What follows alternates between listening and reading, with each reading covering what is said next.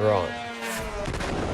When people hear that, they usually think of Significant conflict, tension, maybe even danger. But that version of Iran didn't just randomly happen. It was built over time, and not just from inside the country either.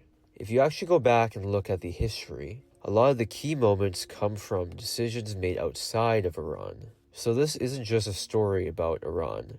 It's about how a country slowly ends up the way it is, step by step. So in the early 1900s, Iran is in a pretty rough spot. It's weak, not very industrialized, and it's constantly being influenced by bigger powers like Britain and Russia. Then a man named Reza Shah Pahlavi comes in and takes control, and his main goal is to modernize Iran fast. So he starts making big changes. He builds railways, improves the military, sets up more schools, and starts pushing the country towards something more modern. And on paper, a lot of this is good. Like, women are starting to get more rights and freedom. But the way he goes about it is very top-down. He's not really asking people, he's just enforcing. Like, he's forcing men to wear European-style clothing. And one of the biggest ones is in 1936 when he bans the hijab. He's not just discouraging it, he actually bans it. And in some cases, police would actually go up to a woman in public and remove it. And you can imagine how this would make people feel. They feel like their culture is being diluted with Western influence. So even though the country is improving in some ways and the Shah has good intentions, for a lot of people it feels like their identity is being stripped away. And that tension doesn't explode right away, but this negative sentiment starts building underneath everything. Iran is known for having oil, and a lot of it, but most of it is controlled by a British company called the Anglo-Iranian Oil Company.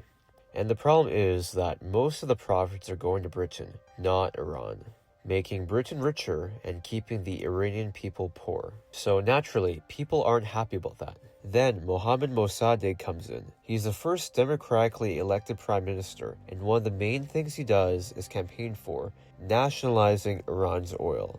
So when he wins, he takes back control from the British. He says that the profits from the oil would be used to develop Iran and not enrich Britain anymore. And for Iran, this is a big moment. But for Britain, this is a huge problem. They lose a huge source of their income, so they push back. They try to pressure Iran economically. And when that doesn't work, they ask the United States for help. At a time when the US is worried about the spread of communism, especially during the Cold War. So, from their perspective, they don't want Iran to be unstable or leaning toward the Soviet Union. So together, the US and Britain carry out Operation Ajax. And in 1953, they overthrow Mossadegh. He is removed from power, and the Shah is given much stronger control now, getting absolute power. And this is one of the defining moments in Iran's history, because from Iran's perspective, they had a democratic leader, and outside power stepped in and removed him. So now it's not just influence anymore, it's direct interference. And this completely changes how the Iranian people see the West. Now that the Shah has absolute power, he continues pushing modernization. There's economic growth, especially from oil. Cities develop more, and things are starting to look a lot more modern. But underneath it all, there are problems building. Wealth isn't evenly spread, and the gaps between rich and poor is growing wider by the day. A lot of people are still struggling, and the Shah is becoming closer to the West. And at the same time, political opposition is basically shut down. Critics are silenced, and there's a secret police force called SAVAK, and people are scared to speak out. So even though things look stable from the outside, there's a lot of pressure building from underneath. And this is where a religious leader, Ruhollah Khomeini, starts gaining attention. He speaks out against the Shah, against the Western influence, and against the direction the country is going. He eventually gets forced into exile by the Shah, but his message keeps spreading inside Iran from abroad. By the late 1970s, everything reaches a breaking point. Protests start and then they grow. Then they spread across the entire country. You've got workers striking, millions of people demonstrating, and now it's not just one group. It's a mix of people, all unhappy for different reasons. The Shah tries to hold control, but it's not working. He tries using military force to settle the protesters, but it backfires when protesters are killed, and this just makes the protests grow even stronger, and eventually he leaves the country. Then, Khomeini comes back in from exile. And this is a turning point. The monarchy is abolished, and Iran becomes an Islamic Republic. The entire system is changed from a Western-aligned monarchy to now a religious government that is openly against Western influence. And then things escalate even more. After the Shah leaves Iran, the US allows him to come for medical treatment. And this really angers the Iranian people, because from their perspective, they think that the US is giving the leader they just overthrew refuge. So a group of Iranian students stormed the US embassy in Tehran. They take 52 American hostages, and then they hold them for 444 days. This becomes known as the Iran hostage crisis. And after that, the relationship between Iran and the US is basically broken. Then in 1980, Iraq invades Iran.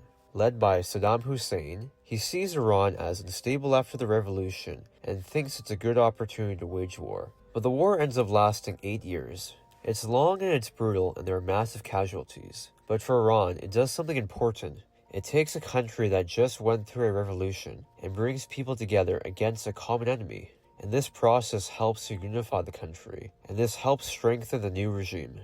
So when you look at Iran today, the distrust of the West, the political system, the tension, none of it just came out of nowhere.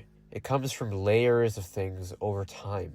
It comes from forced modernization and Western influence, actual foreign intervention by the West, and a revolution that overthrew the monarchy, and a war that helps unify the country as a whole. So this is the history of how the Islamic Republic has come to be. And even today, the tension is still there. You see this once again, the US is intervening with Iran. They recently killed the supreme leader and many of his high-ranking officials. Inside Iran, there's a frustration too. Protests all over the country, economic pressure, and the Iranian people wanting change. It seems to be the start of another revolution happening in Iran. So what you're seeing today is a country still dealing with everything that's built up over time, and how this ends is still uncertain. Understanding Iran doesn't mean agreeing with it. It means seeing the full picture. Because once you do, you start to realize that most conflicts aren't simple. They're built over time, piece by piece, and by the time you're seeing it, you're already looking at the result.